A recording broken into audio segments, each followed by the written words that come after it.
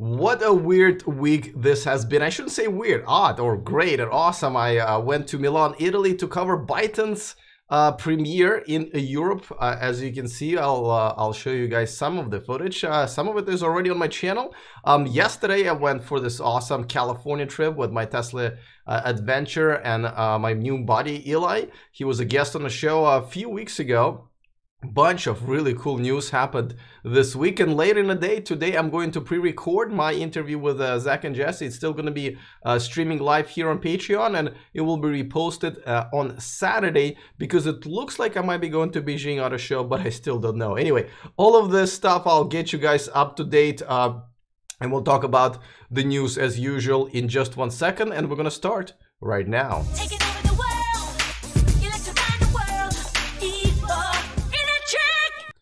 If this is your first time watching, please consider subscribing if you're watching on YouTube so you can become a part of this community and just won't miss anything moving forward. And of course, if you're watching me live on Patreon, thank you so much for supporting the show. As usual, you get to watch this live and ask me questions and interact live in the chat room. So thank you so much for your support.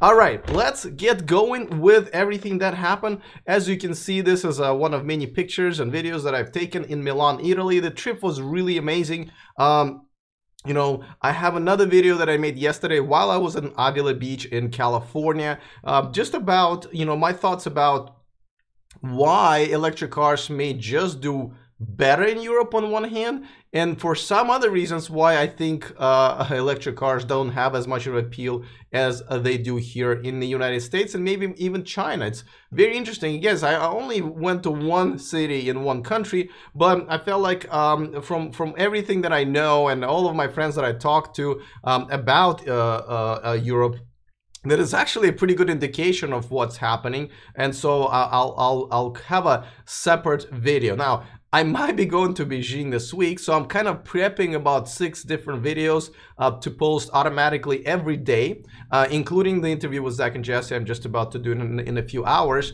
If not, I will just be doing 2 videos per day. One would be the news video, and another one is going to be, you know, Byton video, the My Tesla Adventure video from yesterday, and a few other things that I've prepared for you guys. So I hope you don't mind. But yeah, so now here's me in Milan.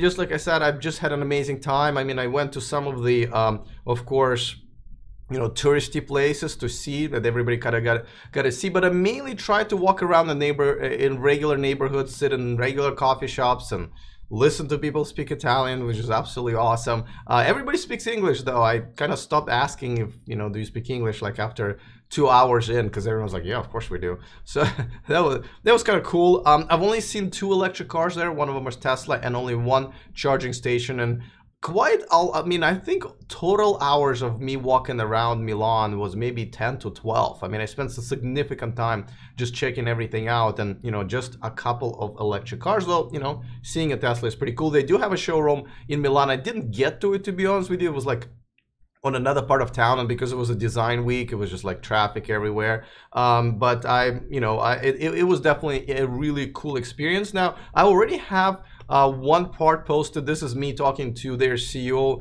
Karsten Breinfeld. I thought it was a pretty cool interview. Then there's another one with Henrik, who is their VP of marketing. Also another interesting conversation. As you can see, they did it sort of like, because it was a design week, so there was a lot of kind of art and design galleries. So they did it kind of very same type of way. As you can see, this meant to be really kind of display sculptures and paintings and so forth, and they, instead of that, they've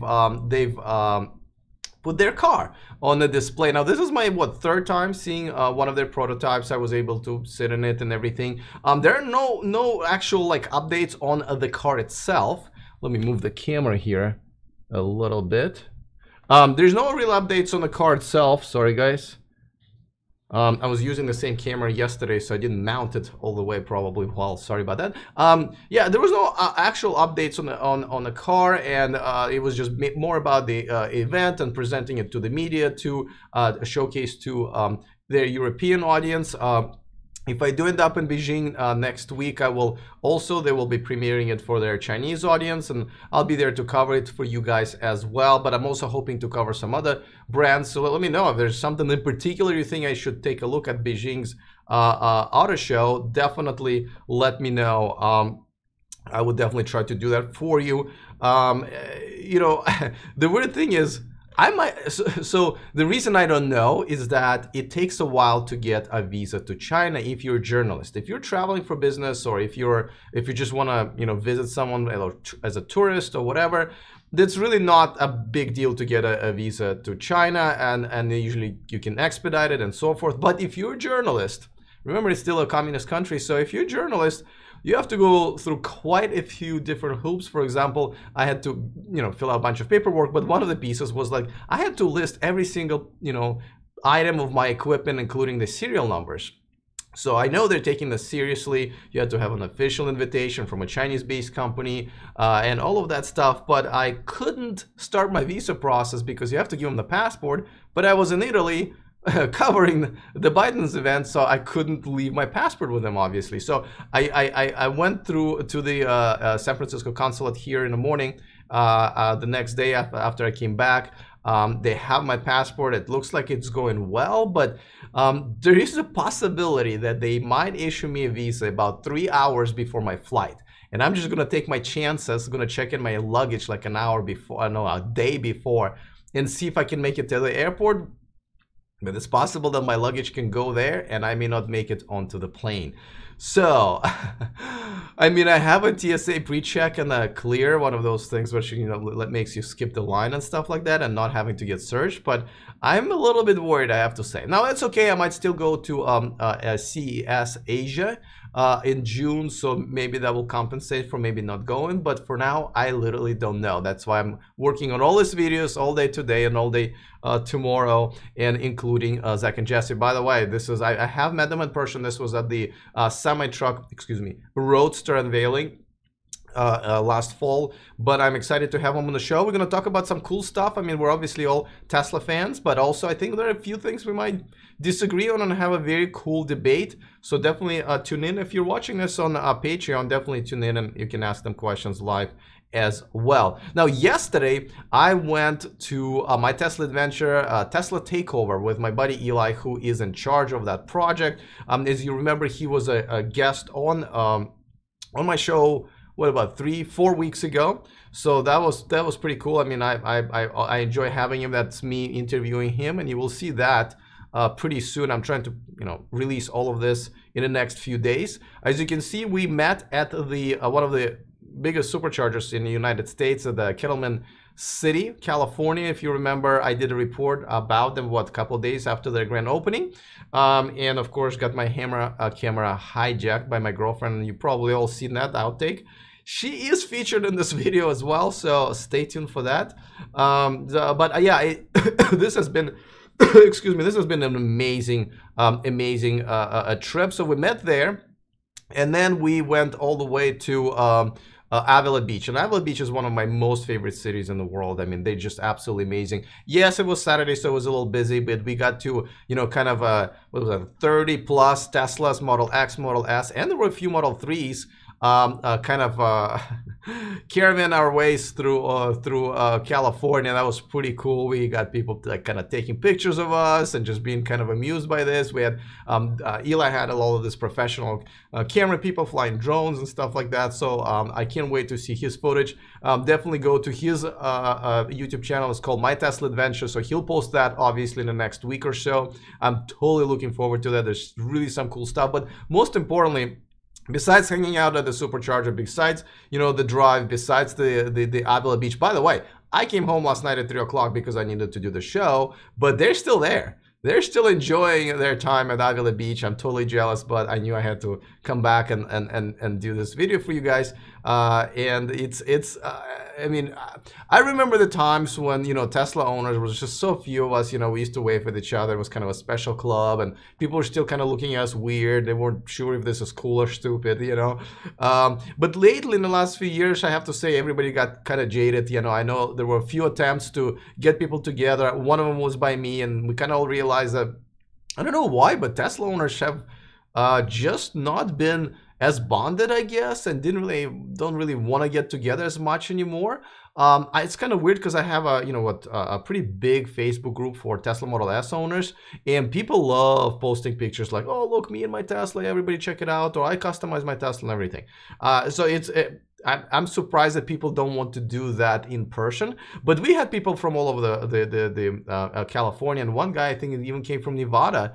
So that was pretty cool. Some from the Bay Area, some from the Center Valley, and some people from Southern California. So kudos to Eli to get everybody together and kind of just have a good old time fun. He's got a few other things planned, including the racing experience. They were going to race them, I think, Northern California and Southern California. So check out his channel for that. He definitely has information. So that was a lot of fun. Now, as you know, my war with Dyson dryers continues. I'm probably going to post a little funny video that I did there, but this is one of those stupid dryers that I hate, that just blows, like dries your hands by blowing it all onto your crotch, basically on your pants. And another thing that I find kind of funny is, this is a Tesla Supercharger, and yet I'm looking at a picture. Thank God there was nobody in that still stalls. Never even paid attention to that. But Dyson is working on their own electric car. So essentially, by buying Dyson dryers for its Supercharger owners lounge, Tesla kind of funding part of Dyson's attempt to compete with them. So I found it a little funny. And of course, this is how I've ended my day, with some Tesla Kila. And of course, a lot of friends in the background there. We kind of ended up all hanging out quite different places. We had dinner, and then we hung out at the bar, and then we went to the hotel lounge, and then we ended up at Eli's room. It was really cool. It was just really good old fashion fun with people who love this car and this brand. And definitely was great to see the enthusiasm that people still have. There were a few people who were like dry washing their car every 3 seconds, making sure it's like spotless and spot on. So it's just like, that was pretty cool. I mean, I definitely enjoy that. So yes, says Ben in the chat room, you've been busy. I have been really busy and jet lagged. And again, if I'm gonna go to China, Ben, like I don't even know how I'm gonna handle it, because I just like by the time I was done in Italy, like I switched to their schedule and I had to come back. And I was always scared, just absolutely terrified of flying. And so I've literally, and I kid you not, I knew I was gonna go to Milan, and I started taking some of the therapy, like to kind of fight the phobia of flying. And then I was like, oh, I don't think it's working. So I went to my doctor. I got some like anti-anxiety pills and everything. And mind you, a flight is like 10 hours, and I can't even take 1 hour from here to LA, right? So I'm like, I don't know what I'm gonna do, but it's fine. I got maybe pills or whatever. And so, but once I got on the plane, man, I realized I don't have fear of flying. I actually enjoyed it. It was tough to sleep because it was economy seats, lesson learned. But I didn't even have to take any pills or anything like that. I actually had a pretty good time watching whatever movies on the plane, and my journey was actually pretty cool. Now I'm jet lagged. I'm almost used to that. But if I fly out to Beijing on Tuesday, gonna have to get used to that and then back. I don't know. It's gonna be weird on this old man, but we'll see. Hopefully it's gonna be all worth it. I'm gonna bring some really cool footage from there. But again, fingers crossed. My visa right now is 50-50. It is a journalist visa, so it's not easy to get. So it's just why I said it was been weird in a good way week for me. And of course, I posted quite a few videos while I was gone because I pre-recorded them the weekend before. So I hope you guys enjoyed it. The solar roof video that I did, did pretty good actually. I thought, well, we got like 70 or 80,000 views on that, and I'm definitely going to follow up on that story. I already did a follow-up video yesterday as part of my, not yesterday, on Friday, as part of my news, just to kind of, people were just asking for numbers and prices and stuff like that, and just kind of want to make sure that people understand it's kind of irrelevant right now how much this particular roof costs, because every house is different, and the guy did not connect it to the grid just yet. So I'm going to try to follow up with him and see he is kind enough to give me all of the updates once the electricity is flowing. So that was another cool video that I posted, and you guys definitely enjoyed it, it looks like. And it was posted on Teslarati and Inside EVs and so forth, so that I had a good time with that video. So Yeah, it's been pretty cool. Okay, so let's move on to the news because there were a lot of interesting news. So and before that, let me remind you that this a video on this channel is sponsored by EvanX, the aftermarket accessories for Tesla. I'm actually looking at one. I was gonna do a little unboxing for you guys, but no time today probably. Roadside assistance bag, which I should have bought a long time ago from them. But check it out if you want to shop for stuff like that. Actually, I'm gonna reach out. And so it's kind of, I mean, I haven't even looked. Well, maybe I'll do it right now real quick. I haven't really checked it out, but this is something I think every car should have, whether it's Tesla or not. Just stuff, you know, in case if you get stuck. I know there's like a blanket here. I know there's some tire plug kit. There's a blanket. Oh, I don't know what this is. Anyway, there's batteries and stuff like that, and just a screwdriver. Yeah, no, there's a lot of cool stuff. I should probably do it at some other point for you guys, just so we know what it's at. But anyway, so you can, if you want to buy stuff like that on there, you're more than welcome to. The description of this video has a discount code, so you can save a few bucks. All right, let's move on to the news, and quite a few things have happened, and one of them is a great news.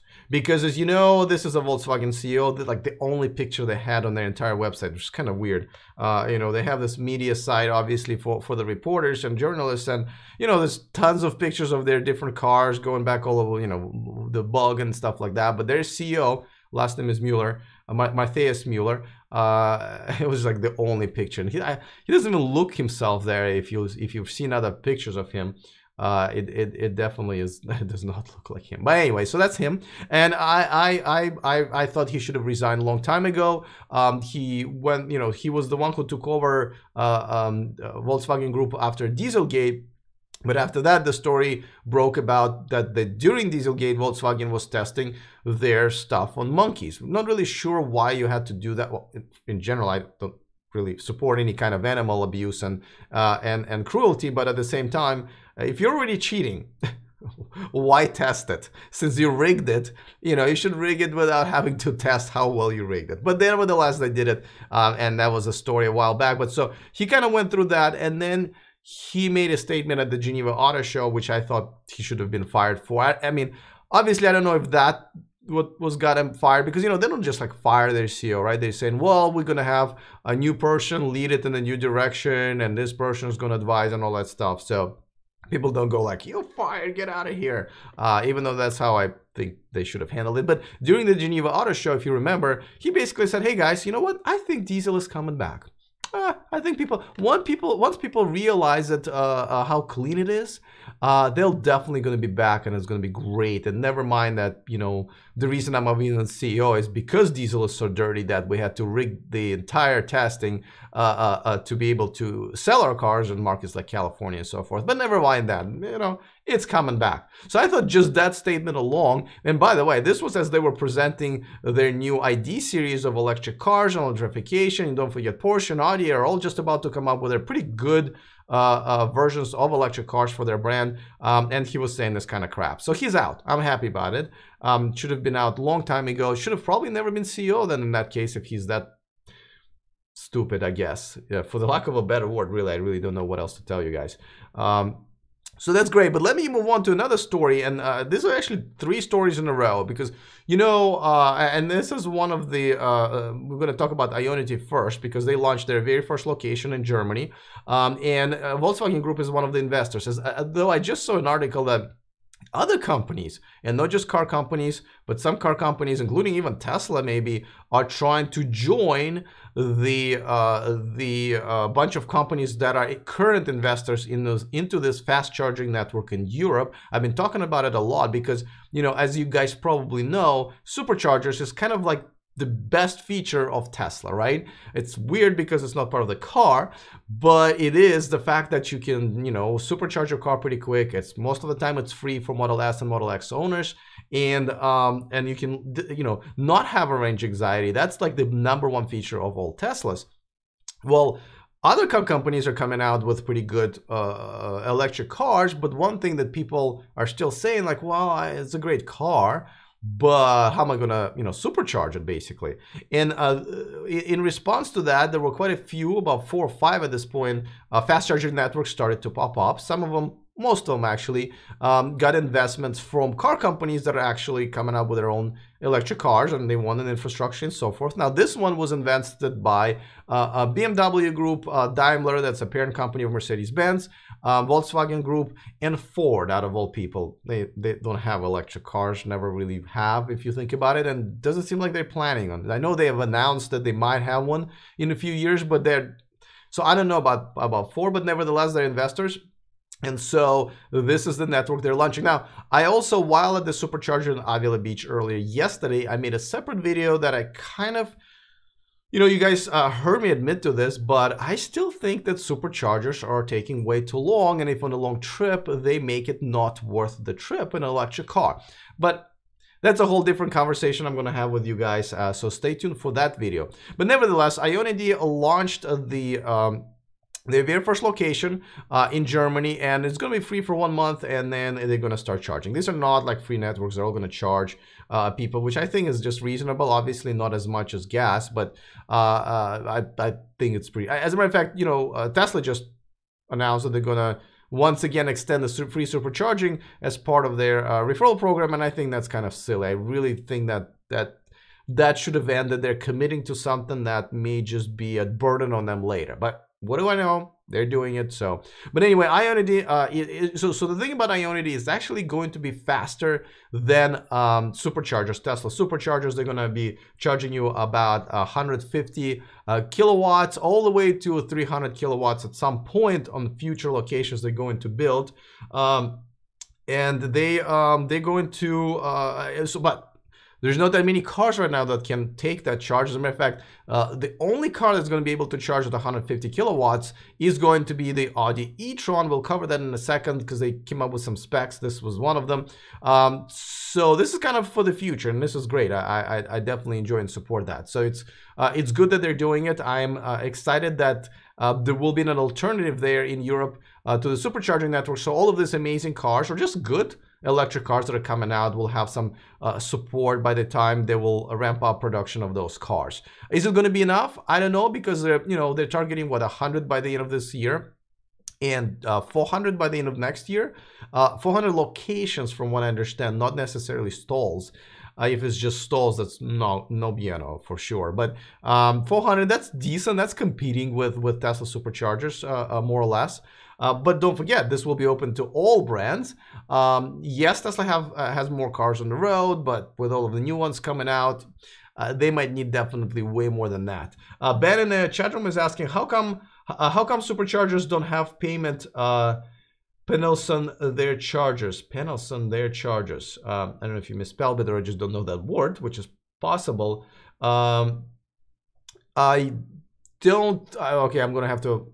You're gonna have to rephrase it. But the way you pay for supercharging is, once you plug in, they know that's your car, so they will just send you a bill if you either don't have somehow unlimited supercharging, or obviously you don't if you have a Model 3, or you overstayed your welcome, if you will, at the supercharger where your car is done charging. It will wait for another 5 minutes. It will give you 1,000 warnings. But if you consistently plugged in and there are people waiting, the supercharger location is full, they'll start charging you idle fees. But and they just basically bill.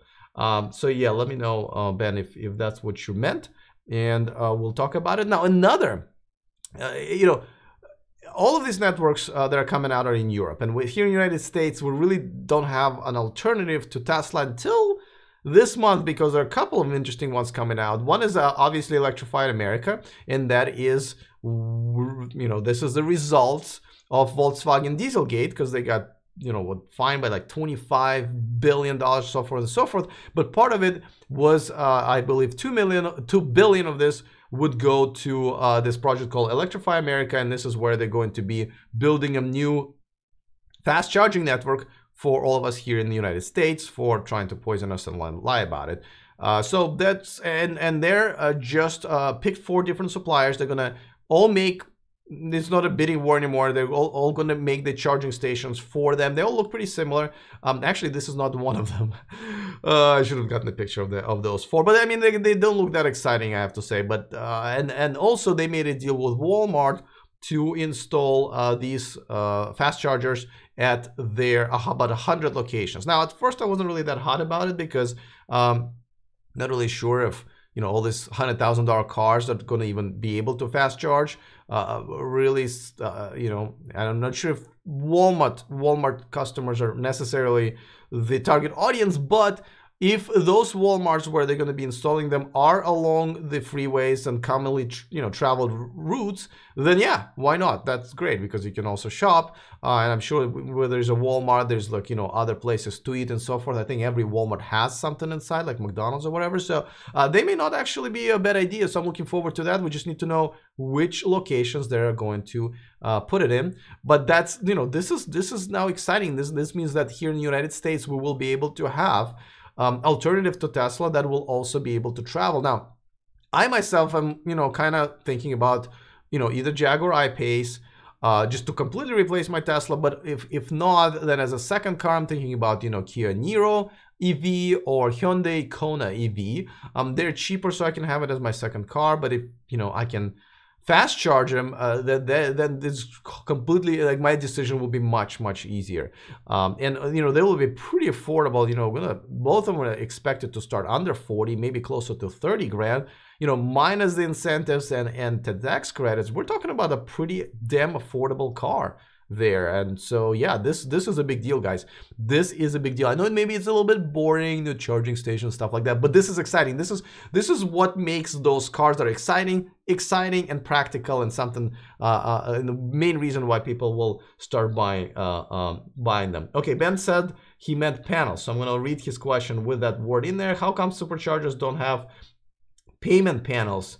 Okay, so yeah, I guess I guessed it right and I answered it, but it's just as soon as you plug in, you get identified electronically. Okay, so the third, the charging network, I kind of covered it for you guys a couple weeks ago. I think I wasn't that excited because Porsche said, okay, we're gonna do our own fast charging network, but we're gonna put those fast chargers at our dealerships. Now, it was they own about 190 dealerships in the United States, and obviously they're located where people shop for cars, not necessarily where people travel long distance. So putting them there really won't do any good. Now, this week they've announced something way more practical. They're gonna say they said that they're gonna have 500 locations. 190 of them are going to be at their dealerships, but the rest are going to be located like basically what we all need along the sides of highways, the most common routes, and so forth. So they get it. They also said they're going to open it up to everybody, not just Porsche cars, which is great. Of course, you're going to have to pay. Now, they did mention at one point that they might charge as much for electricity as you would for gas to kind of travel the same distance. I hope they understand that's silly, but who knows if it's silly, right? Maybe people will be willing to pay for it, maybe not. I hope they back off of it, because one of the main reasons people buy electric cars is because you don't have to spend as much money on electricity as you would for gas. On the other hand, you can argue that, well, if you're traveling, you really need it. Like, it's not like you can come home and charge. You're kind of relying on us. So that, who knows? Obviously, supply and demand. We'll see what happens. But it's exciting that they're building it now at these strategic locations rather than just their dealerships, and they're going to be allowing non-Porsche owners to charge there as well.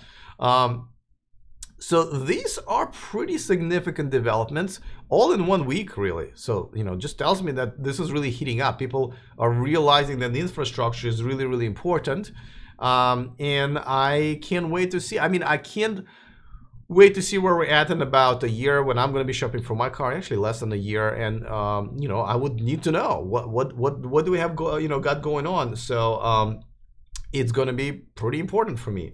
Ben says, I think a big chain like McDonald's would be in on a good idea for chargers. Yeah, it's kind of funny is that it's only the car manufacturers that are investing into it. I think you're right. I think businesses like restaurants and so forth that can benefit from people having to eat there as they charge. it may benefit them as well. I'm not really sure, you know, like if you have 6 stall, you know, fast charging location, so that means there can be no more than 6, you know, families, let's say, and then you give them a point of time. I don't know if it kind of validates the investment, but it depends on the investment. So I don't know, you might just be right. So we'll see. The most important thing that is happening now, Tesla is not going to be the only one with superchargers, though it's going to take a while for everybody to catch up, but a while could be a couple of years, and that's relatively acceptable right now. By the way, thank you guys for watching me live on Patreon. If you want to you know, ask me questions and participate and watch this live before I repost it on YouTube, please join my community there. Contribution to the show is absolutely appreciated, because as you know, the traveling, the equipment and everything is definitely not cheap. So just by supporting me, you're simply, you know, keeping the show in the air, if you will. It does take a while. It's really my second job at this point, and I'm hoping to make it my, you know, main job at some point, because that way, imagine how much more stuff I can do if this is my only job that I have. So, and you know, I thought it was relatively reasonable, and you can watch it live. I used to do it on YouTube, and now it's just for Patreon. So thank you guys for doing that. All right, so I did talk about the solar roof. If you guys haven't seen this video, I went to one of 2 customer locations. There's only 2, at least we know of, customers that got their roof installed. As you can see, both houses actually, the other one looks almost exactly like that. A pretty simple roof configuration, and I think, I mean, that was obviously done on purpose, because, you know, they're just kind of practicing, if you will, as these guys are guinea pigs. But I appreciated Tri Wen, the owner of the house, letting me come over and interview him, and just kind of do a walk around on that, and just checking it out in person was definitely an interesting experience. I made a video about it, check it out, but here's a quick insert from my interview with him, kind of explaining the process of how the installation went. So yeah, they come out, they send a couple guys out to do a site survey. They spent a whole day here looking up everything, and they sent a couple of drone guys to take pictures. That took a whole day, and they had what they needed. And then about a year later, I heard back from them that they were ready to install, and they came out with a crew, about 20 people. But the team was amazing. They were here every day till morning to nighttime, and they got installed in 2 weeks. Just like I said, I'm going to follow up with him, just because there are a lot of questions, and I still have a lot of questions, obviously, just about power output and so forth, and the cost, and if it's actually paying for itself or not. So definitely stay tuned if Tri would agree for that. But he's been nothing but, you know, really cool to me, and allowed me access to pretty much do everything, and obviously got on camera with me. It was really informative, so thank you to him for doing this. All right, let's talk about the next interesting piece. So Elon Musk decided to take a very interesting strategy this day, and I think I've compared it to me trying not to be late for my dentist appointment. Or really any other appointment, or for my plane, right? For my plane ride, stuff that you can't really miss or don't want to miss. And I myself, I just change my clocks, you know, a little bit ahead everywhere. So when I think it's, you know, a certain time, I might be running a little late, I actually end up being on time and fooling myself. Or I put a, you know, something on my schedule that's, you know, 15 minutes really earlier later than I see in my schedule. So I arrive and I go like, oh yeah, I was a few minutes late, but I'm actually early. So Elon Musk kind of utilized that strategy. And as you know, they've kept their goal of 5,000 Model 3 units per week by the end of this quarter. Now, they haven't met a single one of their goals so far yet, ever, for the Model 3 for sure. So in order for that to come true this time around, he wrote an email to the entire staff of Tesla that I'm actually going to review in a separate video. That was a very interesting email. I think I'm going to go almost line by line, because this is beyond even Tesla. This is why Silicon Valley kind of stopped innovating. So this is probably going to be my opinion as somebody who's been in the Silicon Valley in the IT industry for over 20 years, why we don't innovate anymore, and also why Elon Musk's such a kind of a rare individual and a rare leader in the company. But at the same time, by doing that, I think he might cause some issues because of what he wrote in that email. But anyway, so he wrote that email and he said, you know what, guys, we're actually going to target 6,000 units per week instead of 5. And I'm, you know, basically the concept of the higher your aim, the higher your jump. I like it. I mean, that would be much easier to meet the demand of 5,000 units per week if you're trying to go for 6, right? Kind of human nature. So I like that. And by the way, they did stop the production, I believe, on all Model S and Model 3s and Model X's, and both factories, the Gigafactory in Nevada and here in a regular factory in Fremont, to make some adjustments. And see, this is exactly what I was saying, like, what, a couple of months ago when they did this, I think with a Model 3 production, and never told us, and then people found out and they had to chase the story as a negative story. This time around they got smart, maybe they hired a PR person, who knows. And they said, okay guys, we're gonna let you know ahead of time. We're stopping the production. It's a planned maintenance. We are making adjustments. So even though we're gonna fall maybe 5 days behind, we're actually gonna make it so much faster. We're not only gonna catch up, we're gonna get ahead of ourselves with the production rate. See, this is the way you should do business. And this is what I was saying back in what, February or March, where they did this without telling anybody and created kind of a little PR disaster for themselves, which they do a lot.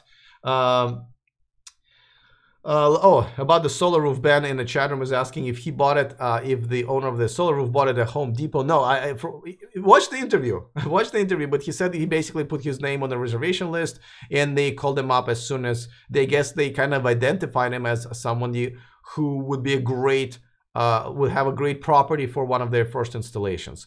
So that's how he ended up doing it. But watch the video. I mean, I'm kind of proud of that video. You know, you'll see some drone footage. I get really close to the tiles, so you can see the tiles very, very up close. I think it's the only video out there right now that's not Tesla video about the solar roof.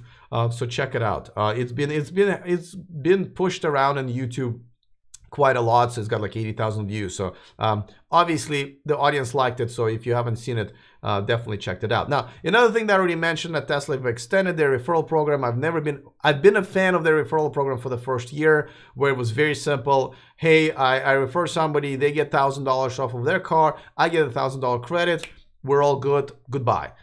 Then they started doing all kinds of weird stuff with their referral program. They've extended it now again. They've switched a few things around. I don't like it. Like, for example, if you refer 1 or 2 customers, you get the same price. So it really doesn't matter whether you refer 1 car or double that and refer 2, sell 2 cars for them, you still get the same price. I don't understand it. They used to have a price per each referral you do. Not really sure why. Now, some of these prices make no sense. You know, always that cool kid car, you know, the kid for the kids, it's a cool thing, but you first of all, you need to have kids, but secondly, you need to have kids of a certain age. I mean, it's like for like 2 or 3 year olds, right? So if you have either baby, well, I guess that baby can grow into it, but if you have kids that are over 3 years old that can't even fit physically into the car, what are you going to do with that price? Now, they've also moved down I believe the solar roof we just talked about. It's a token to get in front of everybody else, sort of a kind of or become an early adopter of the solar roof, but you're not getting any discounts. You're just getting a right to get it before other people. And that I believe once you sold the 3rd car in this referral program. And again, how many people own a house where they don't already have solar panels, can't afford it, and want it right now? And by the way, we don't even know when it's going to happen. I participated in the one that was 2 referral programs ago, and one of my prizes that I've earned like almost a year ago is still not here.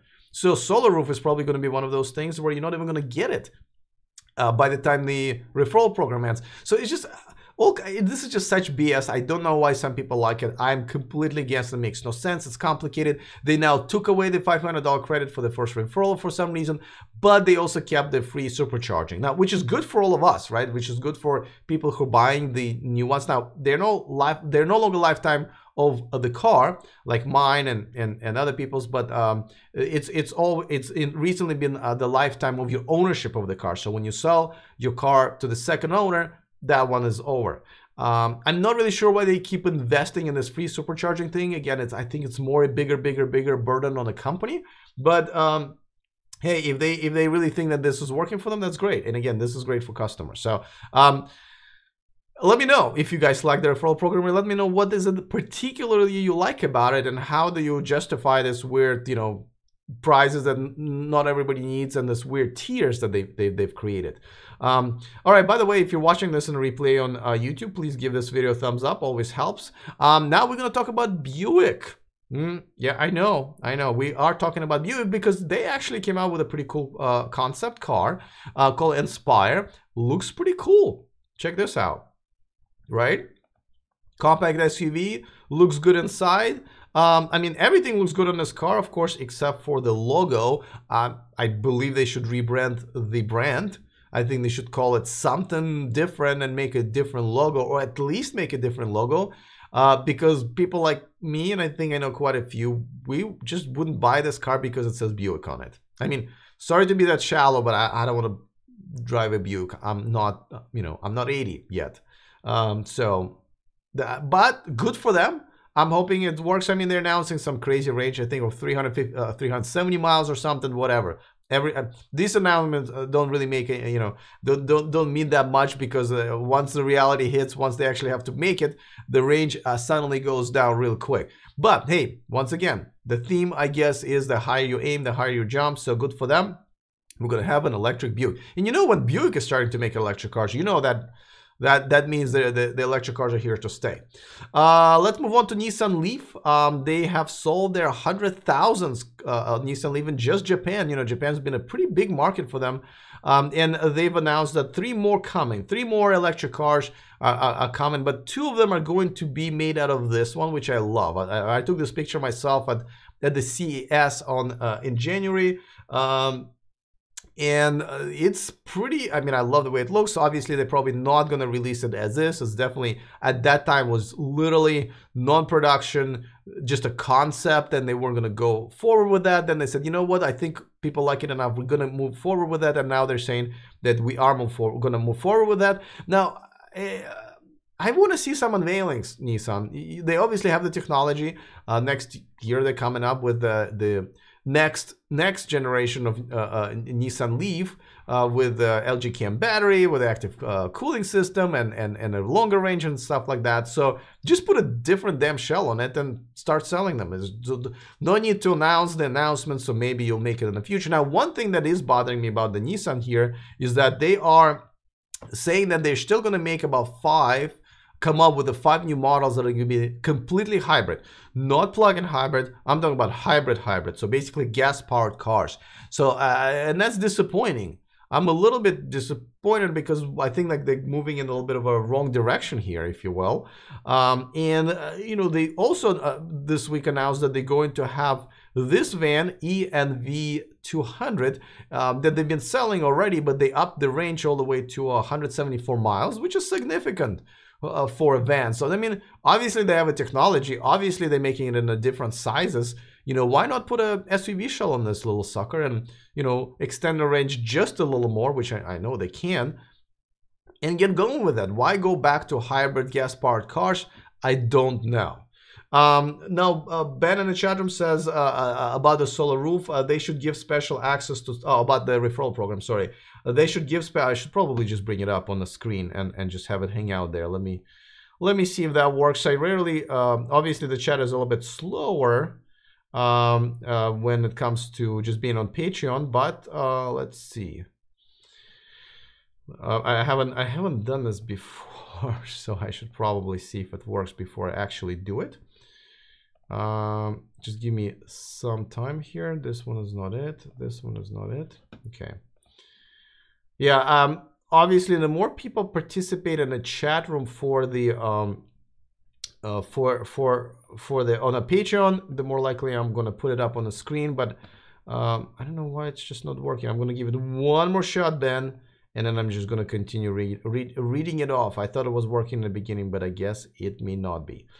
Let's see, live vegan upgrade. Okay, let's see.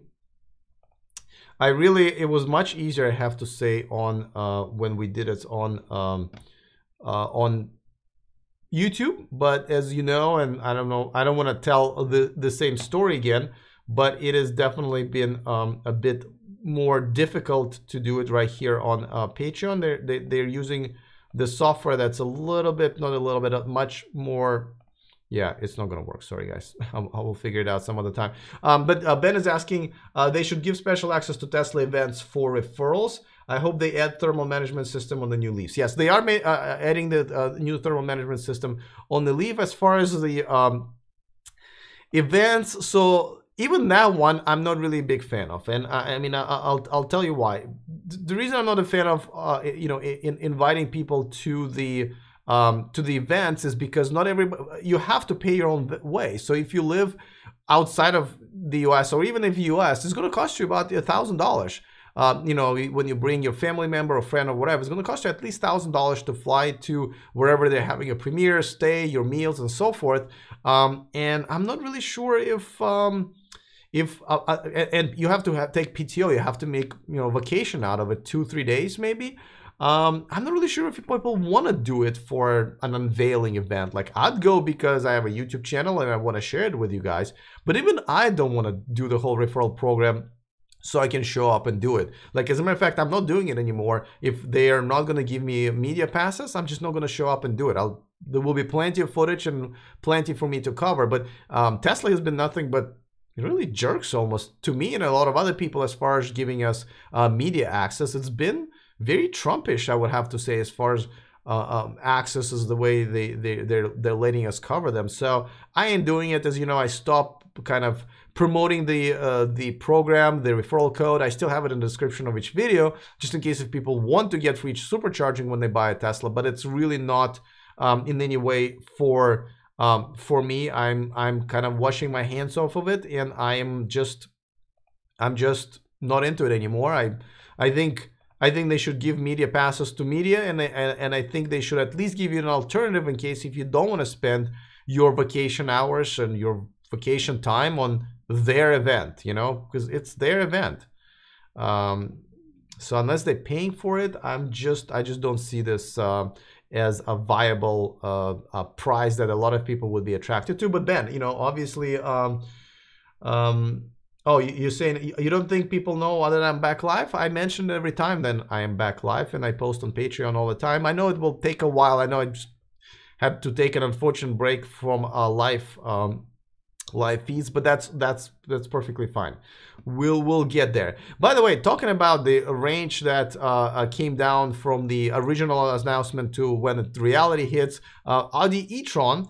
And I don't know why they exist still having their cars in camouflage. I mean, they have a drawing of what it's going to look like, and it's not amazing. It's just, it's a relatively good-looking Audi SUV, compact SUV. So just, enough with the camouflage already. But they've announced a couple of specs. Now there's going to be 95 kilowatt-hour battery, and they're going to be able to charge the very first car out there to be able to charge at 150 kilowatts.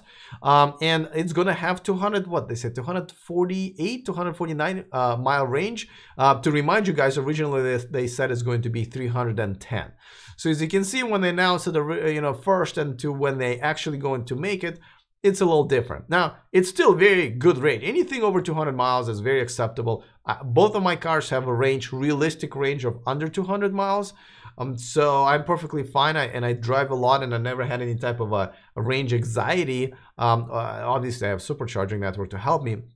But this is going to be yet another car that's going to compete with Tesla, and a lot of people are excited, especially people who love Audi. This is their new video that they've just kind of released.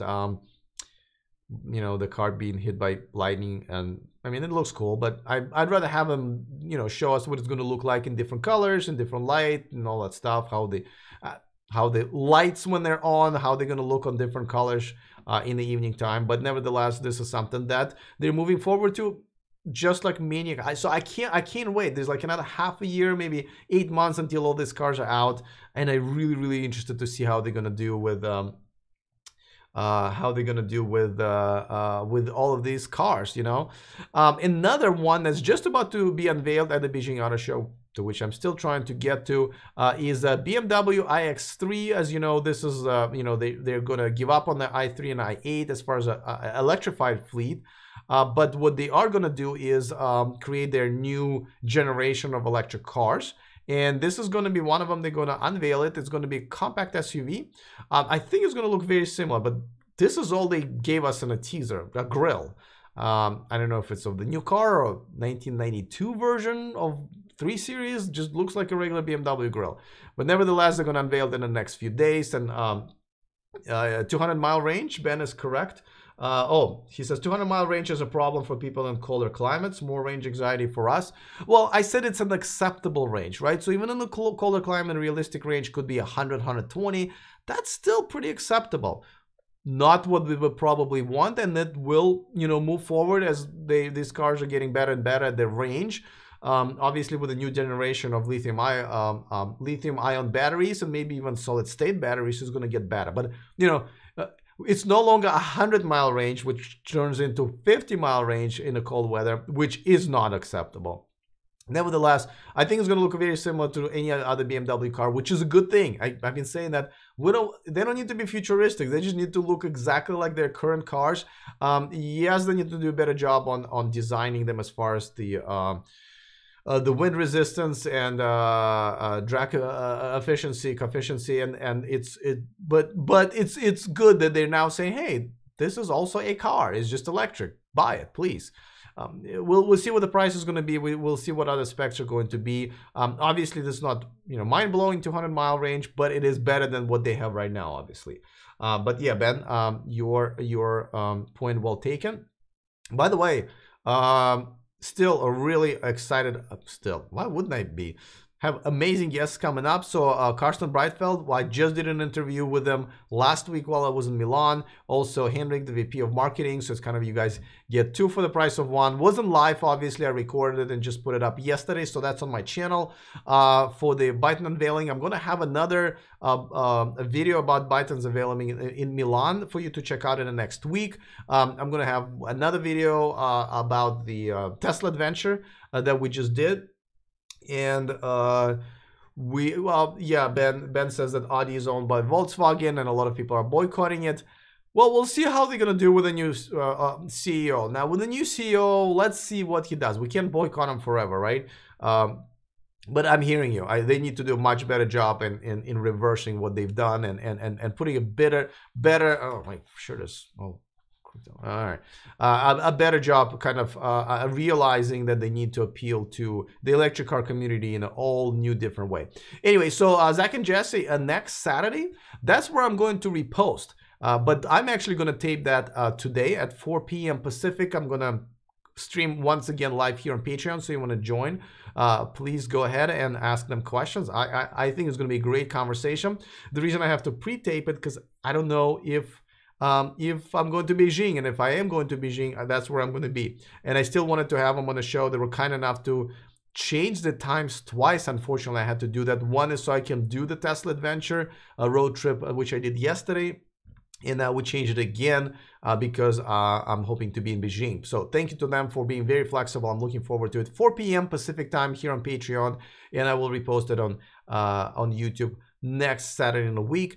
Then the week after that, we are back to doing live interviews. The Vice President of Workhorse, John LaFleur, is going to be here. I met him in Vegas when I covered their W15 truck. We're also going to talk about their delivery vans that have been now out there delivering. They've got a bunch of new orders, so it's pretty exciting. I like that brand. We're going to talk to him. And then on May 12th, Henrik Fisker is going to be here. Now, the interview is going to be pre-taped a day before just because he's obviously really busy.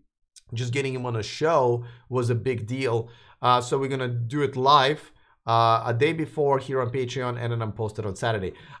And unfortunately, I can't repost them the same day because a lot of these people are relatively pretty damn important.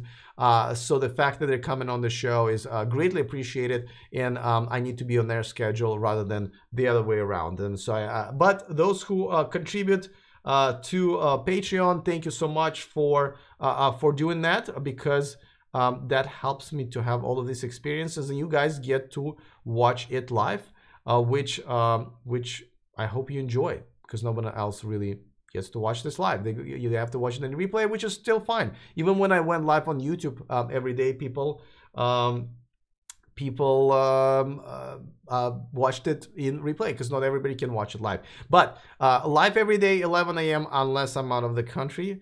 So that's what we're gonna do from now on. But I am trying to get back on a schedule of 11 o'clock Pacific time. Let's see. Can I display the chat? Oh yeah, so yeah, probably should have displayed this picture, because I'm really gonna enjoy having this guy on. I'm like really been looking forward for a while. I couldn't wait. So today is the day. I have so many different things that I want to talk to him about. Obviously their time is limited as well, and I just want to make sure that I talk about that. You know, let me know, guys, what questions you want me to ask them, because I will definitely take that in consideration.